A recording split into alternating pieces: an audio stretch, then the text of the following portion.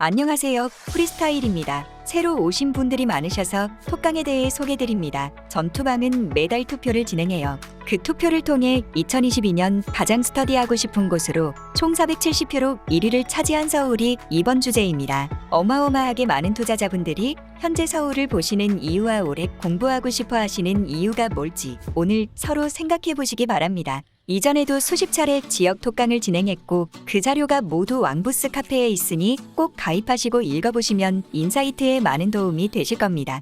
앞서 이야기 드렸듯이 저는 프리스타일이고 서울을 전혀 모르는 지방 전문 투자자입니다. 지금까지 지방 톡강을 30여 곳 한 것 같은데 서울은 공부를 해본 적도 임장을 제대로 해본 적도 없었고 순수한 모임, 문화활동, 여행, 핫플레이스 등으로만 여러 차례 방문했었습니다. 그리고 저는 서울이라는 곳을 공부해보지 않았고 오로지 태희님과 훈상님에게 귀동냥한 것을 저의 인사이트로 풀어보려 하기에 이런 저의 관점이 지방분들에게도 서울 분들에게도 생소하게 다가올 수도 있을 것 같아요. 오늘 톡강은 서울 분석보다는 서울 공부법이니 같이 참여해주세요. 먼저 질문 드릴게요. 지방 부동산에서 가장 중요한 것은 무엇일까요? 입지, 학군, 교통망, 호재, 연식, 상권, 일자리 등등 쭉 말씀해주세요. 수요 공급이요. 공급 물량이요. 인구수랑 수급이요. 일자리, 직주 근접이요. 사람들의 수요가 어떤 걸 먼저 볼까요? 교통망이요. 연식이요. 브랜드요. 일자리일까요? 지방에서는 학군이요. 네, 감사합니다. 저는 지방은 대전, 둔산, 대구, 수성구, 광주, 남구 같은 곳을 빼고는 학군이라는 것이 거의 없다라고 생각합니다. 초품화를 선호하지만 가격의 절대적 요소는 아니라고 봐요. 제가 본 지방은 대부분 상권이 크고 연식이 신축이 많고 택지인 곳 그리고 대형일수록 비쌌습니다. 그러면 서울은 어떨까요? 서울은 학군일까요? 직주 근접이나 일자리 밀집도요. 지방과 서울의 가장 큰 차이가 뭘까요? 교통이랑 학군이요. 교통이요. 서울은 이제 브랜드죠. 한강이랑 역세권이요. 일자리와의 접근성이요. 강남, 여의도, 종로 같은? 서울과 지방의 가장 큰 차이는 엄청난 지하철 노선이 있다는 거죠. 그리고 다른 점은 구축도 제재 이슈를 받고 엄청나게 비싸다는 겁니다. 지방은 구축이 제재 이슈가 있어도 서울만큼 몇십억 하지 않아요. 그리고 학군도 중요시 여기고 한강뷰라는 또 하나의 플러스 요인도 발생됩니다. 거기다가 지방과 달리 소형일수록 비쌉니다. 서울과 지방의 평형별 비율을 모두 돌려봤는데 지방은 대형 평수 특히 입지 좋은 신축 대형이 희소합니다. 그래서 돈 많은 사람들은 모두 그곳에 가고 싶어 합니다. 서울은 반대로 서울 경기의 대형 평수가 굉장히 많습니다. 평당가로 돌려보면 중형 34평과 40평 이상의 대형 가격이 거의 같습니다. 이 두 곳의 차이를 정확하게 아는 것이 전국을 보는 시야를 넓히는 첫 번째라고 생각합니다. 예능 프로 하나 올리겠습니다. 2분 정도 되는 시청각 자료를 활용하려 합니다. 이거 잠깐 보고 오실게요. 다 보셨을까요? 다음 사진은 영상 내 일부입니다. 예능으로 연예인들이 살았던 서울 집들을 돌아다니면서 방문하고 예전 집값을 보여주는데 굉장히 도움을 받았었습니다. 청주의 입지 좋은 곳 33년 된 아파트 가격은 아직 1억입니다. 이곳도 30년 전에는 약 2천에서 3천만 원 정도였던 걸로 알고 있습니다. 그런데 압구정동 현대는 평당가 40만 원대 아파트가 평당가 1억이 넘는 아파트가 되었고요. 250배 정도 오른 거죠. 대부분 지방 구축은 2에서 3배 정도 오르는 편이고 거래도 잘 되지 않고 대부분 리모델링, 재건축 이슈도 참받기 힘듭니다. 물려도 서울에서 물려야 하는 이유입니다. 여기까지가 1장 서울 부동산과 지방 부동산의 차이였습니다. 2장은 정책에 따른 서울 부동산입니다. 서울은 현재 25개구가 모두 투기과열지구입니다. 왜냐하면 평균 집값이 올랐기 때문이에요. 그리고 대출 상한가가 6억 이하 아파트였던 기준이 9억 이하 아파트로 변경되었습니다. 여기서 우리는 대출 상한선까지 오르겠다라는 신호를 캐치해야 합니다. 지금 유동성으로 6억 이하 아파트는 대출 가능 때문에 갑자기 몰려들었죠? 이제는 9억 이하 아파트로 몰려들 거고요. 정부가 대출이나 비과세 한도를 상향 조정한다라는 말은 평균 거기까지 오른다라고 달리 생각해 보시기 바랍니다. 다음 3장은 서울의 교통입니다. 서울의 엄청난 지하철 노선 모두 외우시나요? 혹은 서울의 25개구 모두 알고 계실까요? 지하철이 어디가 편하고 어디가 좋은 건지 사용하지 않는 지방 사람들은 알 수 없습니다.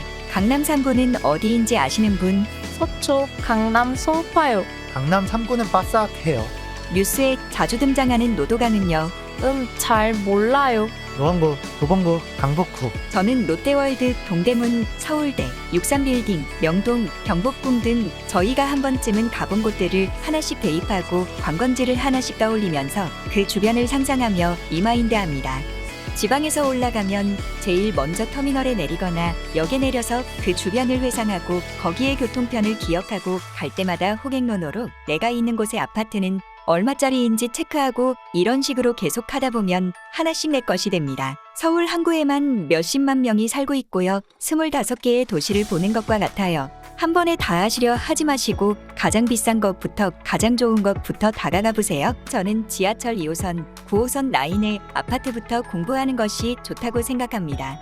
그 라인이 수요가 높고 강남과의 접근성이 좋기 때문에 아파트 선호도도 높고 직주 근접으로 비쌉니다. 그 큰 서울 전체를 많은 시간을 들여 다 공부할 필요는 없다고 생각해요. 서울의 보통 사람들은 세대수, 브랜드, 학교, 상권 등 따질 겨를이 없고 오로지 지하철과 가까운 것을 먼저 보는 현상을 제 주변 분들로부터 느꼈습니다. 지하철과 가까운 아파트 가격부터 체크해보면서 멀어질수록 가격이 어떻게 변하는지, 지하철과 통로가 연결되어 있는 아파트는 어떤지, 트리플 노선 3개의 지하철이 다니는 곳도 보시면서 체크해보세요. 사장은 서울은 꼭 비싸다라는 편견을 버리자예요. 저 시점이 서울 중계동 아파트가 공시지가 1억일 때입니다. 나비운사님이 찾으셨는데 시청에 전화하니 직원도 놀라고 소장님도 모르셨었어요. 서울의 공시지가 1억 미만이었고 갭이 8에서 9천 정도였죠.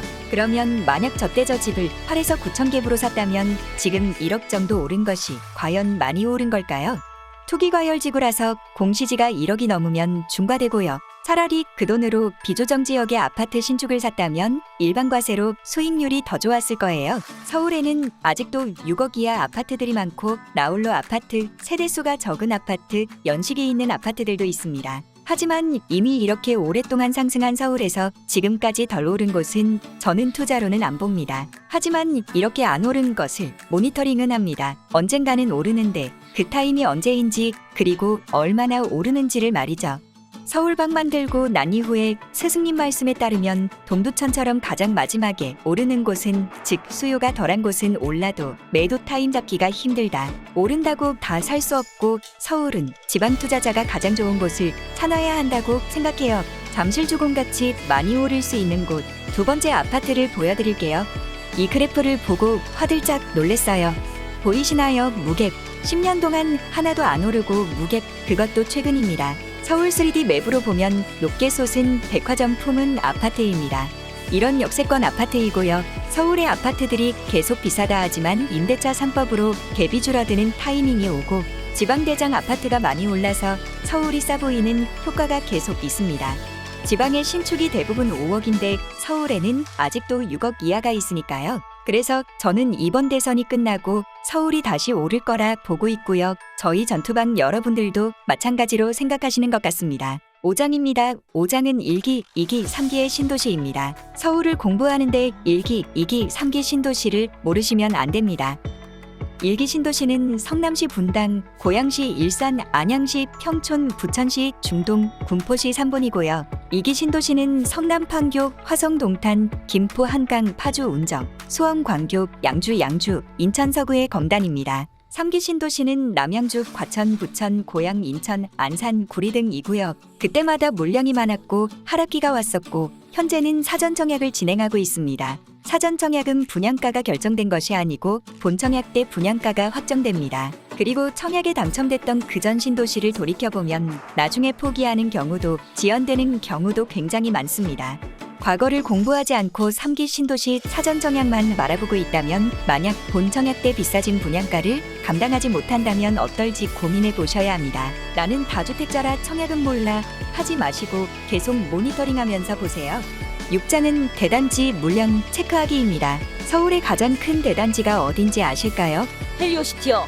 송파 헬리오시티. 네, 맞아요. 입주 쇼크, 전세가 최저치로 많은 언론에서 서울 하락장을 예측했었습니다. 다음은 그 당시 뉴스입니다. 주변 수도권도 역전세를 맞으면 수도권에 한 차례 고비가 왔었는데요. 9,500세대나 되는 대단지로 입주 후 계속 상승하였습니다. 이와 같이 주요 비싼 구축들의 매매가를 복귀하면서 서울의 역사를 공부해야 서울을 알 수 있다고 생각합니다. 단순히 현재 아파트들의 매물만 보고 호재만 보고 갭 금액만 보는 것은 의미가 없다라고 생각해요. 그러면 현재 서울의 어디가 비싸고 어디가 싼지 지방 사람들은 가늠할 수가 없습니다. 7장입니다. 7장은 분양 경쟁률이에요. 현재 서울의 미분양은 없습니다. 미분양이 늘어날 때는 갑자기 한순간이기 때문에 그 전에 청약 경쟁률을 체크해야 합니다. 분양 예정 아파트들의 청약률과 관심도를 체크하면서 서울 부동산 공부를 해야 언제 매수 심리가 떨어지는지 알 수 있습니다. 경쟁률이 높다는 것은 아직 무주택자의 수요가 많고 하락장으로 가기는 이르다는 것입니다. 8장은 각종 지표 분석입니다. 서울의 매매 가격 지수가 언제 하락하는지 언제가 정체 구간인지 보셔야 합니다. 다음은 PIR이라고 집을 사는데 몇 년이 걸리는지 지수화한 것입니다. 현재 아파트 평균 15억일 때 가구당 소득이 6,200만 원이면 집을 사는데 24년 걸린다는 겁니다. 제가 태희님을 만나기 전 20년 초부터 서울 경기는 PIR이 역대급으로 높기에 대출이 역대급이라 위험하다 그랬었는데 배우고 나서 고평가도 갱신한다는 것을 알았고 그때 이후로 2년째 계속 갱신 중입니다.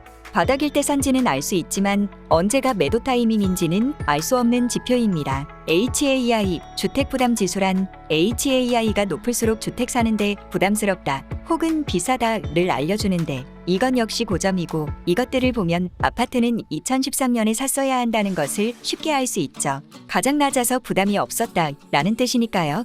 부동산 시장 최근 소비심리지수를 보겠습니다. 전투방에서 계속 언급한 것과 같이 11월부터 얼음장입니다. 법인과 개인 간 거래도 확 줄었습니다. 하지만 이 와중에도 전세가는 계속 오르고 있어요. 서울이 지방보다 낮았는데 지금은 거의 같아졌습니다. 점점 실거주의 힘이 세지고 있어요.